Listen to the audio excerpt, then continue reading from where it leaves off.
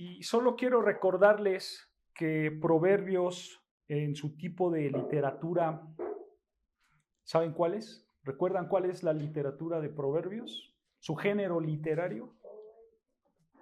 ¿Cómo? No. Exacto, sabiduría. Se corrigió bien ahorita. Es sabiduría, es un libro de sabiduría. No, obviamente no es una profecía, no es una narrativa, porque, hermanos, los libros narrativos históricos, cuando nosotros los estudiamos, pueden tener secciones muy largas, como nos ha pasado con Génesis, ¿no? Que a veces hasta nos aventamos un capítulo completo, o lo que nos está pasando con nuestro pastor Sergio en el libro de Marcos, que los evangelios son históricos, biográficos, que estamos avanzando quizás en capítulos muy largos, ¿no es cierto? Pero aquí, hermanos, en esta literatura de Proverbios, como es un libro de sabiduría, nosotros podemos ver, hermanos, que cada palabra, cada frase está expresando una verdad doctrinal, ¿no es cierto? Y por eso, hermanos, quizás nos vamos muy lento en el avance de este libro, y esto pasa también con las epístolas. Cuando tú estudias las epístolas del Nuevo Testamento, lo pasa exactamente lo mismo. Cada palabra, cada frase, hay una verdad doctrinal que te hace estacionarte y ir muy, muy lento, ¿no es cierto? Pero, hermanos, vamos a tratar que este estudio sea un estudio rico en contenido para nuestro crecimiento espiritual, ¿ok? Entonces, entendiendo esto, ahora sí vamos a Proverbios de Salomón, ahí en el capítulo 10, versículo 2, que es en el que nos quedamos, ¿no es cierto? Así que vamos a estudiar Proverbios 10, versículo 2, y hasta donde nos quedemos, hermanos. Dice, versículo 2, los tesoros de maldad no serán de provecho, mas la justicia libra de muerte. Nota esta primera frase, hermanos. Los tesoros de maldad no serán de provecho. La palabra provecho, hermanos, en hebreo es ya'al, que se traduce como utilidad. Como utilidad, o sea, esto se traduciría: los tesoros de maldad no serán de utilidad. Esto, hermanos, está diciendo que, en simples palabras, que el obtener riquezas materiales de manera pecaminosa no sirve. No te servirá de nada tener riqueza de manera pecaminosa. Por ejemplo, hermanos, ganar dinero de manera ilegal mediante robo, mediante los engaños, eso no sirve de nada. Esa es la idea general de este proverbio. Es como lo dijo el mismo Salomón, pero vean, acompáñame, Proverbios 1, versículo 10. Es la misma idea, pero con otras palabras, porque realmente Dios odia que nosotros ganemos nuestro dinero de manera mal, de manera ilegal. Vean Proverbios capítulo 1, versículo 10. Hablándole Salomón a su hijo, le dice: hijo mío, si los pecadores te quisieren engañar, no consientas. Vean, aquí hay un tipo de personas. Este tipo de personas son personas como pecadoras, ¿no es cierto? Y por lo tanto, como son pecadores, van a querer engañar. Entonces Salomón le dice a su hijo: hijo, no caigas con los engañadores, no caigas con los pecadores. Y vean versículo 11, si dijeren los pecadores: ven con nosotros, pongamos acechanza para derramar sangre. Nota, ellos quieren matar a alguien, ¿no es cierto? Están diciendo: ven con nosotros y matemos a alguien, acechemos a alguien, ¿no es cierto? Y vean, continúa diciendo el versículo: acechemos sin motivo al inocente, los tragaremos vivos como el Seol y enteros como los que caen en un abismo. Ve, el objetivo de estos hombres engañadores, pecadores, es muy claro, ¿no es cierto? No se les va a escapar, por decirlo de alguna manera, su presa. No se les va a escapar esta persona que quieren matar. Y vean por qué lo quieren matar. Versículo 13. Hallaremos ¿qué? Riquezas de toda clase. Llenaremos nuestras casas de despojos. Vean, hermanos, que ellos quieren matar, ¿para qué? Para ganar dinero. para quedarse con sus riquezas de este hombre que quieren matar, ¿no es cierto? Y vean cómo estos pecadores ahora lo que van a hacer es pintársela bonito al hijo de Salomón y le dicen, vea versículo 14, echa tu suerte entre nosotros, tengamos todos una bolsa. O sea, hermanos, esta es la mentalidad de un delincuente. Esta es la mentalidad de todo narcotraficante. A todo hombre de negocios corrupto piensa de esta manera. Mira, ven con nosotros. Tú vas a ganar mucho dinero. Te va a tocar algo bueno para ti. Es más, nos vamos a ir michas a michas. Y entonces te empiezan a seducir, ¿no es cierto? Te empiezan a hablar bonito. Esa es la idea de este versículo. Aquí te están endulzando el oído. Pero ve lo que le dice Salomón a su hijo acerca de esto. Versículo 15. Hijo mío, no andes en camino con ellos. Aparta tu pie de sus veredas, porque sus pies corren hacia el mal. Y escucha, y van presurosos a derramar sangre, porque en vano se tenderá la red ante los ojos de toda ave. Pero ellos a su propia sangre, o sea, ellos a su propia vida ponen acechanza y a sus almas tienden lazo. Escucha, 19. Tales son las sendas de todo el que es dado a la codicia, la cual quita la vida de sus poseedores. ¿Se dan cuenta? Cómo el pecado de la codicia te puede llevar hasta matar contra ti mismo. Porque eso es lo que pasa cuando uno se acerca al pecado. Cuando uno se acerca al pecado, el pecado te puede llevar a que tú pierdas tu vida rápidamente. Vean, Pablo se lo dijo a Timoteo, pero con otras palabras. Vean lo que dice 1 Timoteo 6:10. 1 Timoteo capítulo 6, versículo 10. 1 de Timoteo capítulo 6, versículo 10. Escucha, dice, porque raíz de todos los males es el amor ¿a quién? Al dinero. Nota, hermanos, que aquí Pablo no está diciendo que el dinero es el problema, sino que el problema es el amor al dinero.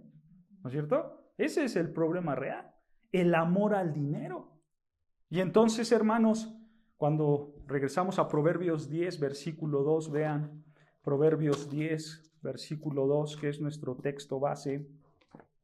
Entonces, cuando Salomón dice, los tesoros de maldad no serán de provecho, simplemente Salomón nos está diciendo que el ganar dinero de manera ilegal no te es de provecho, no te es de utilidad.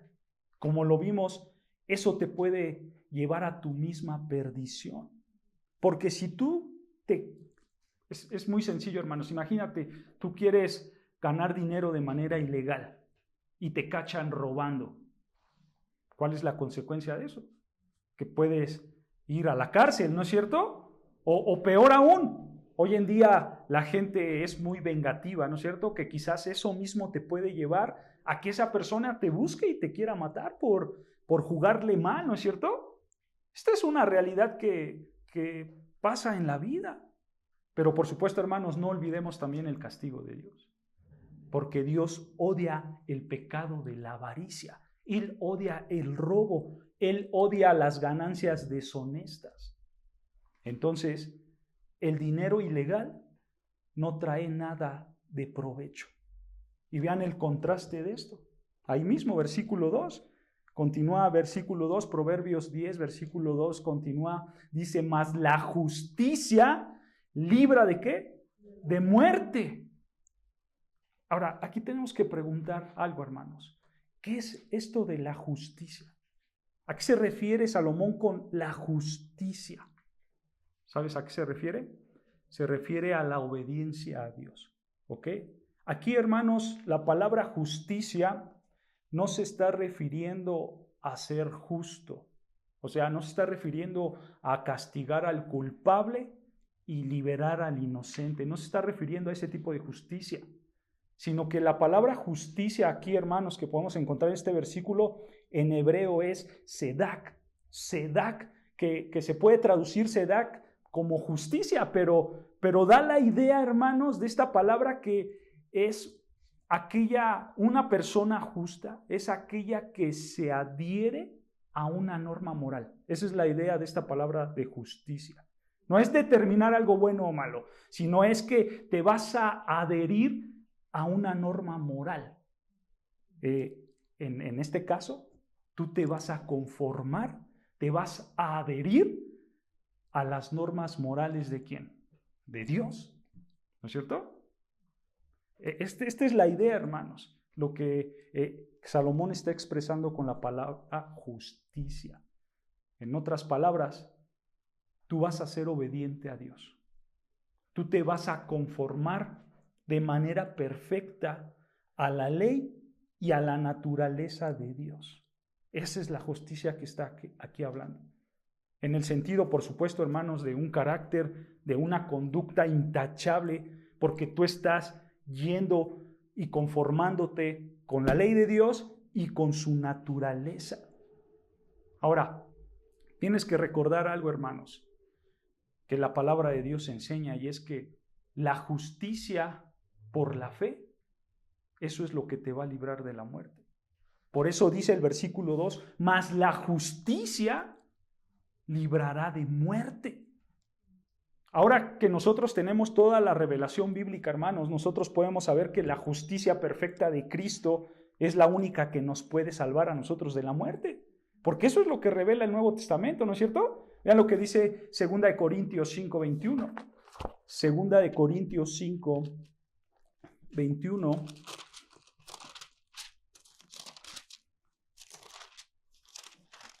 Segunda de Corintios, capítulo 5, versículo 21. Dice así acerca de nuestro Señor Jesucristo. Dice, al que no conoció pecado, escucha, por nosotros lo hizo pecado, para que nosotros fuésemos hechos, ¿qué? Justicia de Dios en él. En teología, hermanos, a esto se le conoce como la justicia posicional. ¿Ok? La justicia posicional, o sea, Cristo nos da de su justicia perfecta para que ahora sí nosotros, hermanos, podamos conformarnos a esa ley y a esa naturaleza perfecta de Dios. Y el resultado de esa justicia posicional, hermanos, es que Cristo te dio el acceso para que tú puedas entrar al cielo. Cristo te la da, hermanos. Porque esto, hermanos, esta justicia posicional también se puede traducir como una justicia práctica. Dios te da de su justicia a Cristo, pero a la vez tú practicas la justicia. ¿Sí me va a entender? Por eso también es una justicia práctica en tu vida diaria. Es por eso, hermanos, que el proverbio de Salomón nos está diciendo que las riquezas ganadas ilegalmente no te van a liberar del juicio de Dios. Porque esa justicia posicional que Cristo te da, que Dios te da, se traduce en justicia práctica. Y entonces, por obvias razones, si tú pecas ganando riquezas ilegalmente, pues tú no te vas a librar del juicio de Dios. Esa es la implicación que Salomón aquí nos está dando. Porque vean, lee nuevamente el proverbio 10, versículo 2. Léelo otra vez. Proverbio 10, versículo 2. Dice, los tesoros de maldad no serán de provecho, mas la justicia libra de muerte. Ve, hermanos, la implicación que podemos ver aquí. Vean, la implicación es esta. Así como la riqueza material adquirida pecaminosamente no sirve de nada, y por supuesto, dice Salomón, no servirá tampoco para librarte del juicio de Dios. Porque lo único que te puede liberar del juicio de Dios es la justicia. Pero esa justicia que te amolda a la ley y a la naturaleza de Dios. O sea, en palabras del Nuevo Testamento, la única justicia que te va a salvar es la justicia que Cristo te ha dado. Es la justicia que Cristo te imputa cuando Él murió en la cruz. ¿Se dan cuenta, hermanos, de este gran contraste que Salomón nos está dando aquí? Los tesoros de maldad, las ganancias malas, dice Salomón, ni siquiera te van a poder salvar. No importa si las ganas, no importa cómo las ganes, no importa si tú eres el hombre más rico de todo el mundo, no importa si tú consigues todas las riquezas hasta lo último que te cueste, dice Salomón, eso no te va a salvar. Eso no te va a salvar. Lo único que te salva, ¿qué es? La justicia perfecta de Cristo. Es lo único que te salva. No las riquezas, ni las riquezas ganadas legalmente, ni las ilegales. Solo lo único que te salva es la justicia perfecta de Cristo. Vean, es la misma idea, pero Salomón la dice con otras palabras. Vean Proverbios, ahí adelante, Proverbios 11, versículo 4. Es la misma idea, pero con otras palabras. Proverbios 11, versículo 4 dice... Proverbios 11:4, no aprovecharán las riquezas, escucha, en el día de la ira, mas la justicia librará de muerte. ¿Se dan cuenta? Esa es la misma idea, pero con diferentes palabras, ¿no es cierto? Las riquezas no te van a ayudar para escapar de la ira de Dios y de la muerte eterna. Eso es lo que está enseñando Proverbios 10, versículo 2. La justicia es la única que te va a liberar de la muerte, pero la justicia de Cristo. Ahora, hermanos, ¿a qué tipo de muerte se está refiriendo aquí? Porque nos habla de una muerte, ¿no es cierto? Bueno, aquí hay dos puntos. En primer lugar, hermanos, de manera general, tú puedes ser librado de una muerte física si ganas dinero de manera legal, por supuesto. ¿Okay? Si tú ganas dinero de manera legal, Dios te puede librar de una muerte física. Porque, por ejemplo, hermanos, ¿qué pasaría si alguien te dice, o si tú dices, caramba, yo necesito mucho dinero? O no mucho, pero necesito dinero porque tengo un problema. Y necesito dinero para salir de ese problema. Y entonces alguien se te acerca y te dice, mira, te tengo un trabajo. Pero tú te das cuenta que ese trabajo es con el narcotráfico. Pero tú vas a generar el dinero que necesitas de inmediato. Obviamente, hermano, ahí tú vas a ganar dinero de manera ilegal, ¿no es cierto? Y lo más seguro es que tú pierdas la vida, porque con ese tipo de hombres normalmente lo que hacen es ponerte como carne de cañón, ¿no es cierto? O de alguna otra manera te encuentras a un enemigo y te mata. Y esa es una realidad que pasa en nuestro país. Por querer el dinero fácil, el dinero ilegal, ¿no es cierto? Y ahí tú puedes perder la vida por involucrarte en cosas que a Dios no le gustan.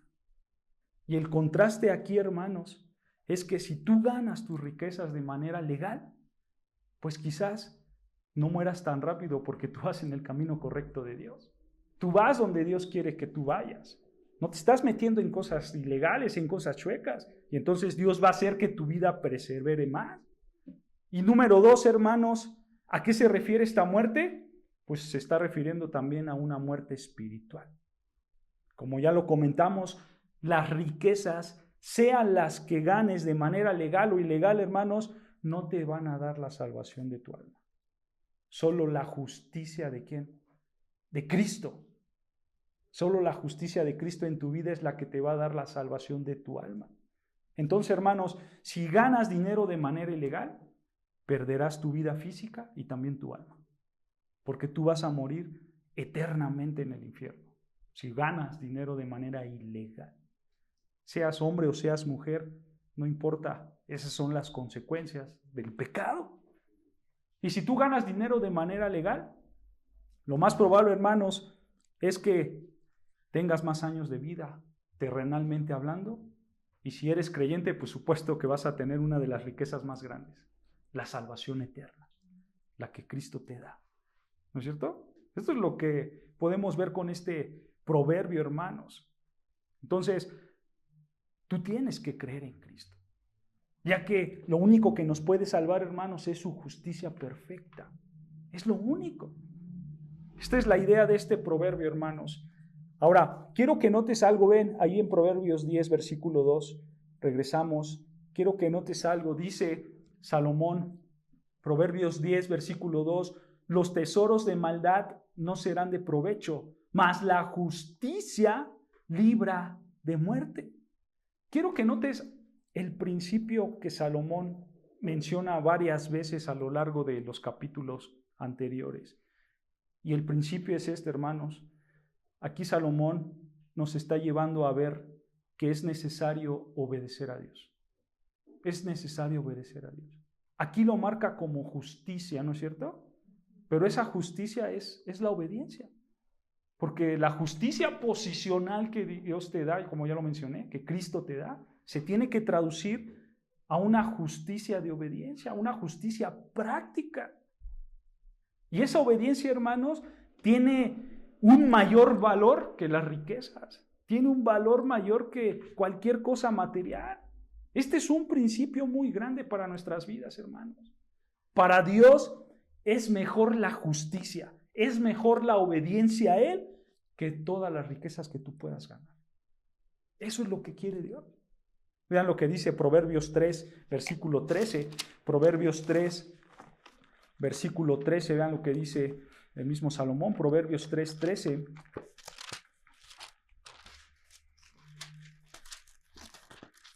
Dice así, Proverbios capítulo 3, versículo 13, dice, bienaventurado el hombre que haya la sabiduría. ¿Recuerdan qué es sabiduría?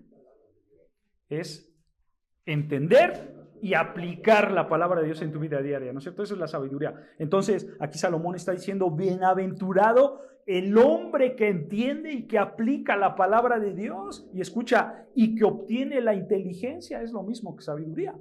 Dice, versículo 14, porque su ganancia es mejor que la ganancia de la plata y sus frutos más que el oro fino.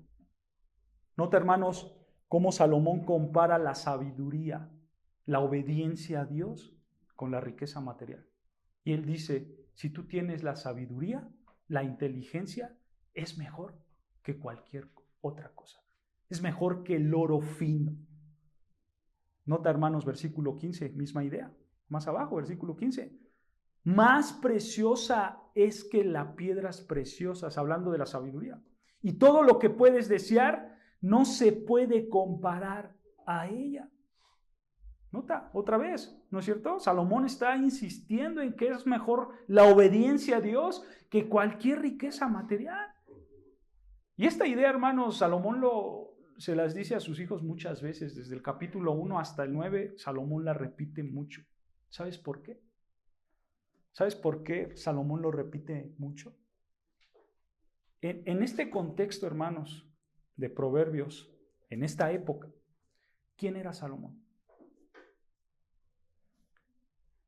El rey, ¿no? Salomón era el rey de Israel, era el hombre más rico, era el hombre más multimillonario de su época. Y su hijo, obviamente, sus hijos pues nacieron en una cuna de oro, ¿no es cierto? En pañales de seda. Entonces Salomón le enfatiza a su hijo diciéndole, hijo, no te acostumbres a esto. Disfrútalo, sí, pero recuerda que esto no es lo más importante en tu vida. Lo más importante es obedecer a Dios. ¿Se dan cuenta? Esta es una gran verdad. Y Salomón lo vuelve a repetir, vean Proverbios 8:10, Proverbios 8, versículo 10, vean. Proverbios 8, versículo 10, dice Salomón, recibid mi enseñanza y no plata, y ciencia antes que el oro escogido. Escucha, porque mejor es la sabiduría que las piedras preciosas, y todo cuanto se puede desear no es de compararse con ella. Vean, hermanos, que todo lo que tú puedes desear en términos materiales no se puede comparar con la obediencia a Dios. Y nota, aquí Salomón lo está diciendo a su hijo, tú puedes desear lo que quieras, porque él era multimillonario. Él podía comprar lo que quisiera. Pero él dice, la sabiduría no se compara ni con eso. No se compara con eso. Hermano, este es un gran principio para ti como padre y como madre, para que se los enseñes a tus hijos. Es mejor la obediencia a Dios que toda la riqueza material. Enséñaselo a tus hijos. Enséñales el valor de la obediencia a Dios, el valor de la santidad, el valor de la palabra de Dios. Seas padre, abuelo, abuela, no importa. Tú puedes enseñárselo a tus hijos, a tus nietos. Entonces, padres, vean, ya tienen trabajo para que se los enseñen a sus hijos. Entonces, regresando a Proverbios 10, versículo 2.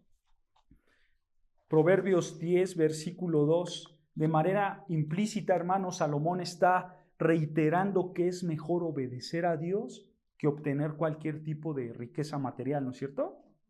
Ahora, hermano, tu relación con Dios debe de ser mayor que ganar dinero. Debe de ser mayor. Muchas veces nosotros, por querer acceder a un buen trabajo, descuidamos las cosas espirituales, descuidamos la iglesia, descuidamos quizás nuestras lecturas personales, descuidamos nuestra oración personal, nuestra vida cristiana, en pocas palabras, porque me ofrecieron un mejor trabajo o porque acá voy a ganar más. Y hermanos, Salomón es muy claro.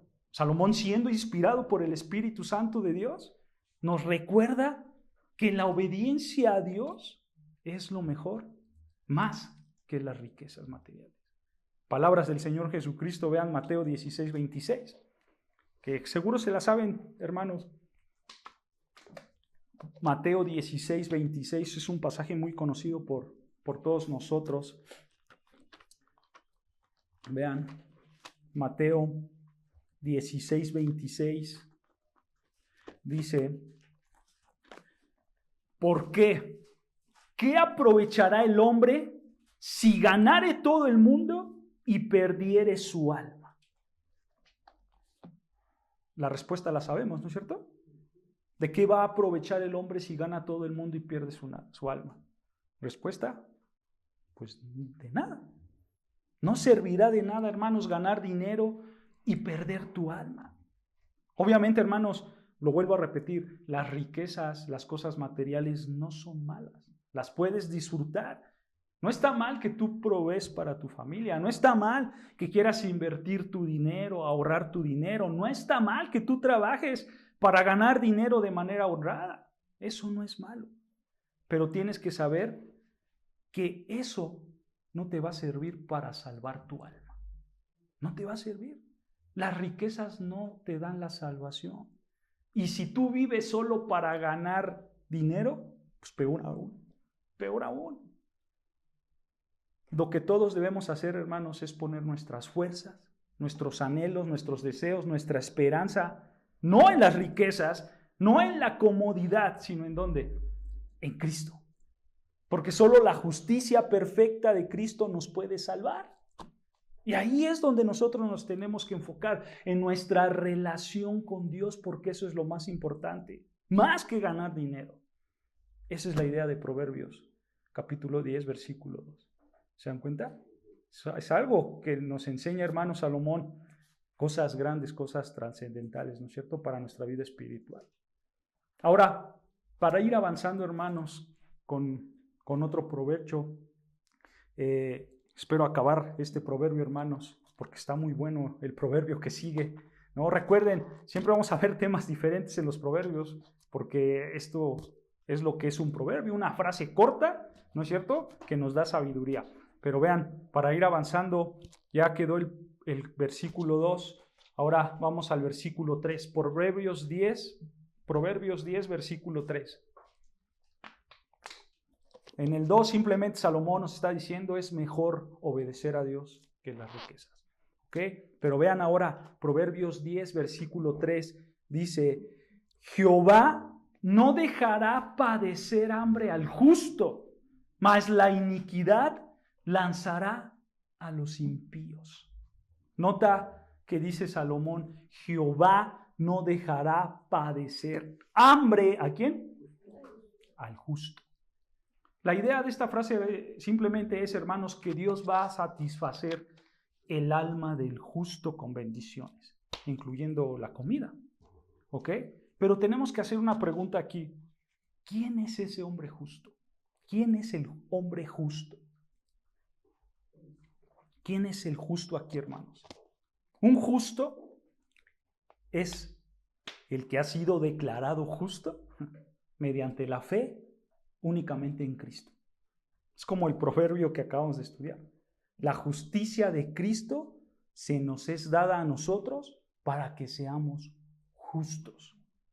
Pero esto pasa cuando tú pones tu fe ¿en quién? En Cristo. Porque vean lo que dice Génesis 15:6. Génesis 15, versículo 6. Génesis 15.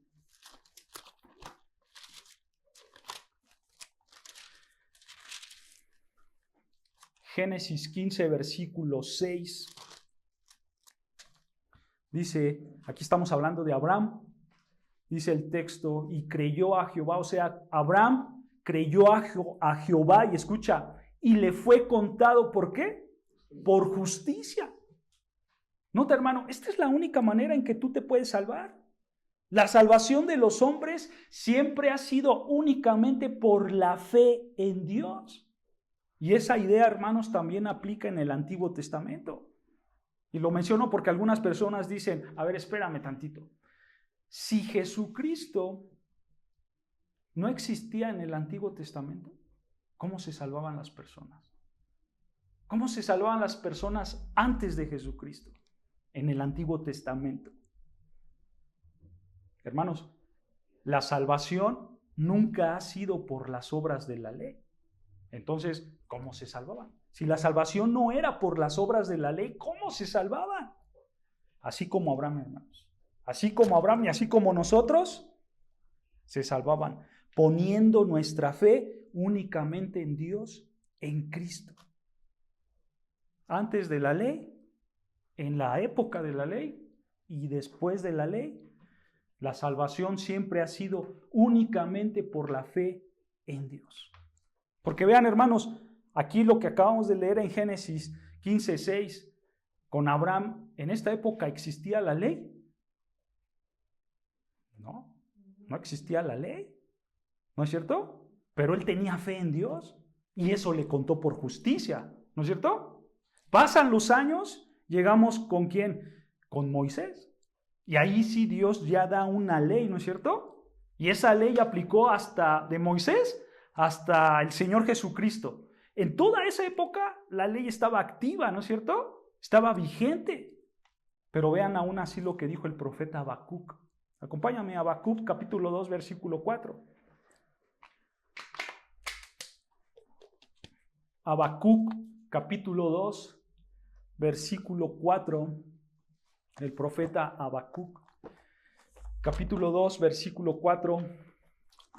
Si no lo encuentras, no te preocupes, hermanito, yo lo leo. Dice así Habacuc 2, versículo 4. Escucha, he aquí que aquel cuya alma no es recta se enorgullece. Y escucha, mas el justo por su fe vivirá. Mas el justo por su fe vivirá. Entonces, tenemos a Abraham antes de la ley, que vivió por su fe. Estamos en la época de la ley, ¿no es cierto? Y dice Habacuc, inspirado por el Espíritu Santo, que el justo por su fe vivirá, ¿no es cierto? Pasan los años, el Señor Jesucristo viene, nosotros ya tenemos el Nuevo Testamento, y aquí, hermanos, se empieza a desarrollar la llegada del Señor Jesucristo y pasa todo ese tiempo hasta el día de hoy, hasta el futuro. Y ahora estamos en el nuevo pacto, ¿no es cierto? Ya no bajo la ley, sino bajo el nuevo pacto. Y entonces ahora tenemos el pasaje de 2 Corintios 5:21. Vean lo que dice. Ya lo leímos, pero lo volvemos a leer. 2 Corintios 5:21. Vean. Dice 2 Corintios 5:21.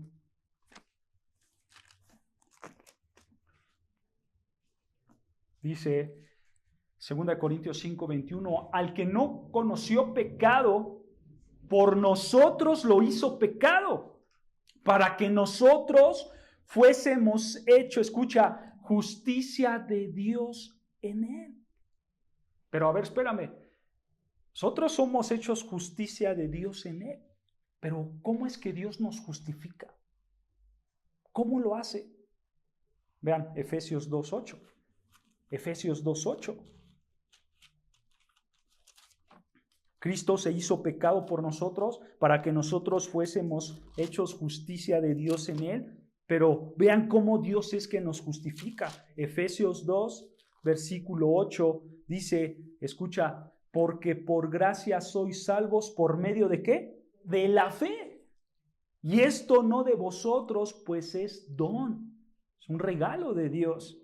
No por obras para que nadie se gloríe. ¿Se dan cuenta, hermanos? Cristo se hizo pecado para que nosotros fuéramos justos, pero ¿cómo somos justos? Por medio de la fe. ¿No es cierto? Entonces, hermanos, la justicia del hombre siempre ha sido por medio de la fe en Dios. Antes de la ley, en la época de la ley y después de la ley, la salvación siempre ha sido por la fe en Cristo. Entonces, un justo es alguien a quien Dios lo ha declarado como perfectamente santo, perfectamente obediente. Ese es el justo. ¿Ok? Sea hombre o sea mujer, ese es el justo. Y entonces, hermanos, cuando nosotros leemos varios pasajes de Proverbios, cuando nosotros vemos Proverbios 10, versículo 3, que habla de una persona justa, porque dice Proverbios 10:3, Jehová no dejará padecer hambre al justo. Siempre que tú veas en Proverbios al justo, siempre se está refiriendo a alguien que Dios ha declarado mediante la fe, únicamente una persona justa. Lo declara como una persona perfectamente obediente por medio de la fe en Cristo Jesús. ¿Por qué? Porque él o ella ahora ya se están amoldando a la ley de Dios, ya se están amoldando a la naturaleza de Dios. Porque ellos ya son justos, porque Cristo los justificó. Obviamente no por sus obras, sino por la vida perfecta de Cristo, ¿no es cierto? Por eso se vuelven justos. Porque vean lo que dice Romanos 3:10, igual un pasaje muy conocido, pero esto nos habla de que no es por nuestras obras, sino es por la obra que Cristo hizo en la cruz. Romanos 3, versículo 10, dice Romanos 3, versículo 10, como está escrito, no hay justo ni aún uno. O sea, Pablo está diciendo que no hay ninguna persona, no hay ningún justo, no hay ninguna persona que se conforme de manera perfecta a la ley y a la naturaleza de Dios. Por eso dice, no hay justo ni aún uno. Entonces, ¿cómo puede ser alguien justo? ¿Alguien puede ser justo por las obras de la ley? Vean lo que dice versículo 20 más abajo, ahí mismo, Romanos 3, versículo 20. Dice, escucha, ya que por las obras de la ley, escucha, ningún ser humano será justificado delante de él. Porque por medio de la ley es el conocimiento del pecado. Nota cómo Pablo está diciendo claramente que la ley no te justifica. Y entonces, ¿por qué Dios dio la ley? Si la ley no te justifica, ¿por qué Dios no las dio? Aquí lo dice. Porque por medio de la ley es el conocimiento del pecado. Para eso Dios dio la ley. Para que tú tengas un conocimiento de tu pecado. Porque, hermanos, cuando tú lees las Escrituras, cuando tú lees, no matarás, no mentirás, no dirás falso testimonio, no desearás a la mujer de tu prójimo, cuando tú lees todos estos mandamientos escritos en la ley, en automático el ser humano tiene que decir, estoy perdido. Estoy perdido. ¿No es cierto? Porque todo mundo, hermanos, comete, aunque sea uno de estos pecados que se encuentran en los 10 mandamientos. Entonces, para eso está la ley. La ley exhibe tu pecado. La ley te quita tu máscara y te muestra tal cual eres tú. Esa es su función. Que tú, hermanos, veas que eres un hombre muy pecador y que sí necesitas un Salvador. Entonces, si yo no me salvo por la ley, porque la ley no me puede salvar, entonces, ¿cómo yo voy a ser justificado? ¿Cómo seré un hombre o una mujer justificado, justo delante de Dios? Lo hemos visto. Mediante la justicia que Dios te da. ¿No es cierto? No es una justicia que se gana por medio de las obras de la ley, como ya lo estamos viendo. La justicia que te salva es la justicia que Dios mismo te imputa. Ese es el término teológico. La imputación de la justicia de Dios. O sea, hermanos, Él te da de su justicia para que tú seas un hombre justo. Es como la misma idea que Él toma tu pecado. Él se imputa tu pecado para que Él pague tus pecados. La misma idea es con la justicia. De hecho, también en teología eso se le llama la doble imputación. Él te da de su justicia perfecta para que seas justo delante de Dios y tú le das a Él tus pecados para que Él pague por tus pecados. ¿Se dan cuenta, hermanos? Esto es algo glorioso. Vean versículo 21, ahí mismo. Dios te da la naturaleza para que te partes del pecado. Y vean versículo 21, dice, pero ahora, aparte de la ley, se ha manifestado ¿qué? La justicia de Dios, testificada, o mejor traducida como anunciada por la ley y por los profetas. Y escucha, la justicia de Dios por medio de ¿qué? De la fe en Cristo Jesús para todos los que creen en Él, porque no hay diferencia por cuantos todos pecaron y están destituidos de la gloria de Dios. Ve, todos somos injustos, ¿no es cierto? Todos estamos destituidos de la gloria de Dios. No somos justos. Vuelvo a preguntar, entonces, ¿cómo somos justificados? Aquí está, versículo 22. Por medio de la fe en Jesucristo. Así tú eres justificado.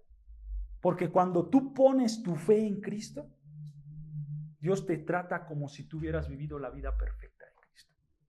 Y a Él lo trata como si hubiera vivido tus pecados. ¿Se dan cuenta, hermanos? Esto es algo glorioso, ¿no es cierto? La justificación de Dios. Y por eso dice, vean, versículo 24. Versículo 24. Siendo justificados. O sea, siendo declarados justos, siendo declarados perfectamente obedientes, perfectamente santos. Vean cómo tú eres siendo justificado gratuitamente. ¿Por qué? Por su gracia. O sea, de manera inmerecida. Tú eres justificado de manera inmerecida. Esto solo, hermanos, nos está enseñando y mostrando y expresando el amor de Dios para nosotros, hermanos.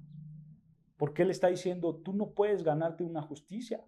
Desde el versículo 10, no hay justo ni a un uno.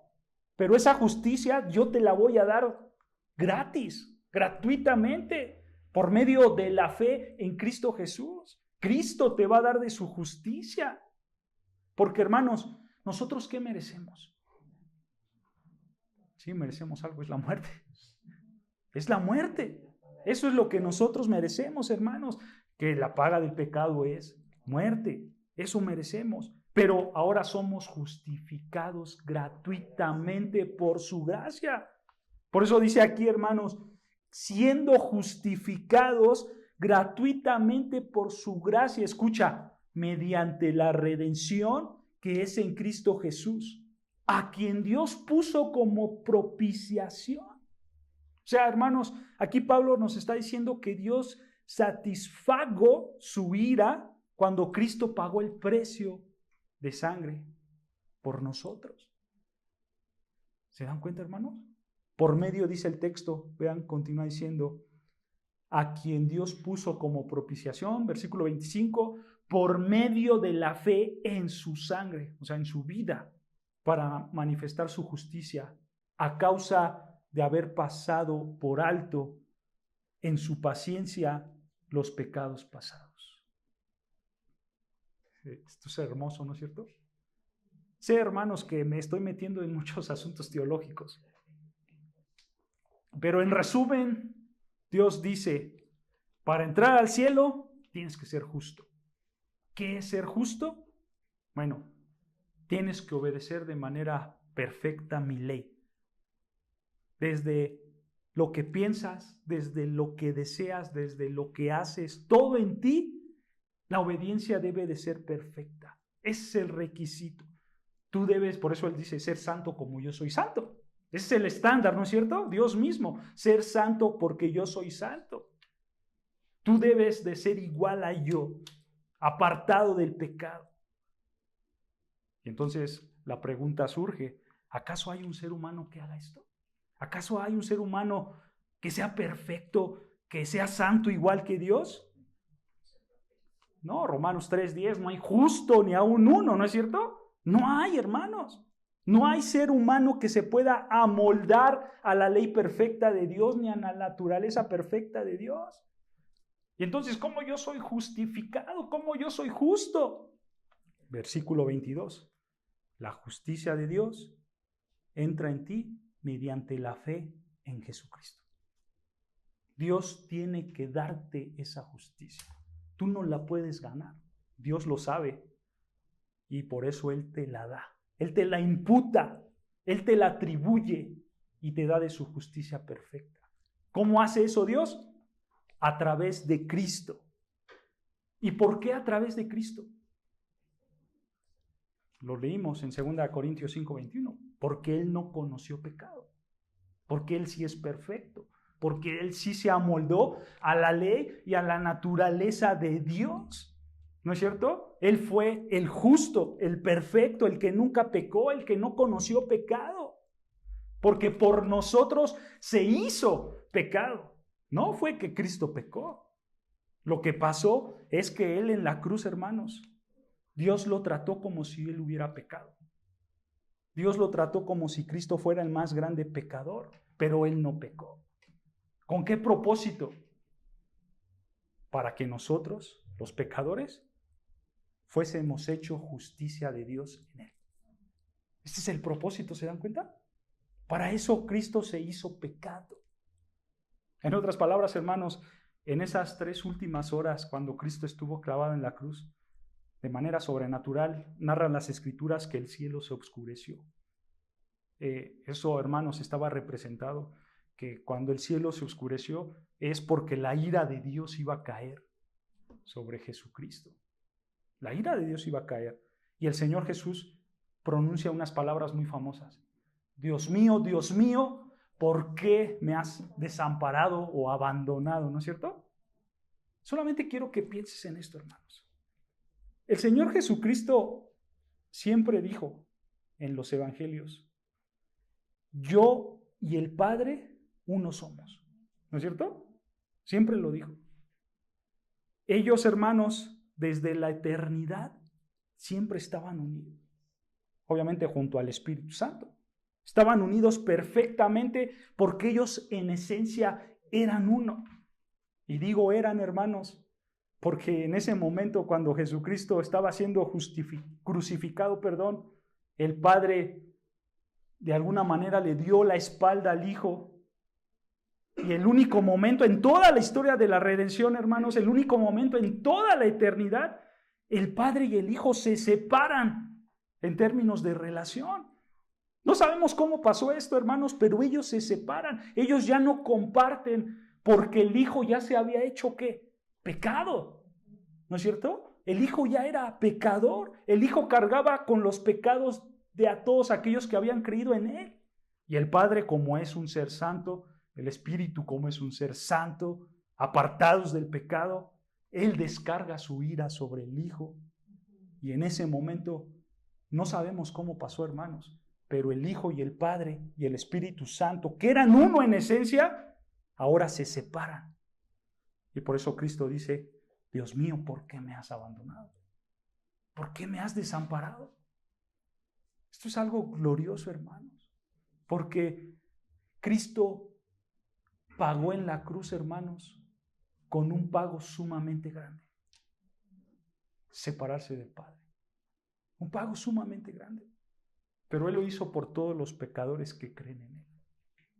Solo por los que creen en Él. Desde Adán hasta la eternidad. El último hombre y mujer que crean en Dios y que sean salvados, Dios lo hizo por ellos. Cristo lo hizo por ellos. ¿Todos merecían el infierno? Sí, incluyéndonos nosotros. Merecemos el castigo de Dios, ¿no es cierto? Pero Cristo en la cruz, hermanos, dio su vida por cada uno de nosotros y Él fue tratado como el más grande pecador. Para que cuando tú vengas a Dios con una fe arrepentida, ahora Él te trate a ti como el más grande justo. No por tus obras, sino por la vida de Cristo. ¿Se dan cuenta? Esto es hermoso, ¿no es cierto? Esto es grandioso. Ahora alguien puede preguntar, oye, pero ¿cómo es posible que Jesús ahí en la cruz, en el lapso de 3 horas cuando estaba muriendo, cómo es posible que Él pudo pagar por todos los pecados de todas las personas, de toda la humanidad, de todas las historias y todas las épocas? ¿Cómo es posible eso? La respuesta es muy simple, hermanos. Porque Él es infinito y poderoso. Esto solo Dios lo puede hacer, ¿no es cierto? Por eso, hermanos, es ridículo cuando alguien piensa que puede ir al cielo por una obra. Porque para ir al cielo, tú necesitas la justicia misma de Dios. Tú necesitas ser igual de perfecto que Dios. Y nadie puede ser así. Solo uno. ¿Sabes quién? Jesús, el Dios hombre. Solo Él. Y esto, hermanos, por ende nos lleva a la resurrección de Cristo. Que la resurrección, por supuesto, que también es vital. Porque la resurrección, hermanos, de Cristo muestra que el Padre quedó satisfecho con el sacrificio que Cristo hizo en la cruz. Y por eso ahora nosotros, los que hemos creído en fe, ahora somos justos, somos justificados. Entonces, hermanos, ¿quién es una persona justa? Es aquella persona que Dios trata como si su vida fuera una vida perfecta gracias a Cristo. Es el justo. Así como Cristo fue tratado por el Padre como el más grande pecador, así este hombre y mujer es tratado como el más grande justo, porque él ya ha sido justificado. ¿Se dan cuenta, hermanos? Sé que me extendí, hermanos, en esta explicación. No más hubiera dicho esto y ya. Pero era necesario que lo entendieras, hermanos. ¿De dónde viene el que seamos justos? Y entonces vean, regresando a Proverbios 10, versículo 3. En pocas palabras, hermanos, un justo es un creyente, un verdadero creyente. Entonces vean lo que le pasará a este verdadero creyente, al que ha sido justificado por Cristo. Dice versículo 3, Proverbios 10, versículo 3, Jehová no dejará padecer hambre al justo. Este proverbio, hermano, simplemente dice que al creyente genuino, al justo, al que fue justificado por Cristo, Dios mismo le dará lo que necesita para comer. Eso es lo que está diciendo el texto. La implicación es que, hermanos, como este es un hombre justo, como este es un hombre obediente o una mujer obediente a Dios, entonces este hombre o mujer trabajarán de manera honesta para poder comer. Porque, hermanos, la bendición llega por medio del trabajo honrado. Por eso le dijo Pablo a los hermanos de Tesalónica, ahí en 2 Tesalonicenses 3:10, si alguno no quiere trabajar, que no coma. Se los dijo, hermanos, porque Dios provee únicamente por medio del trabajo.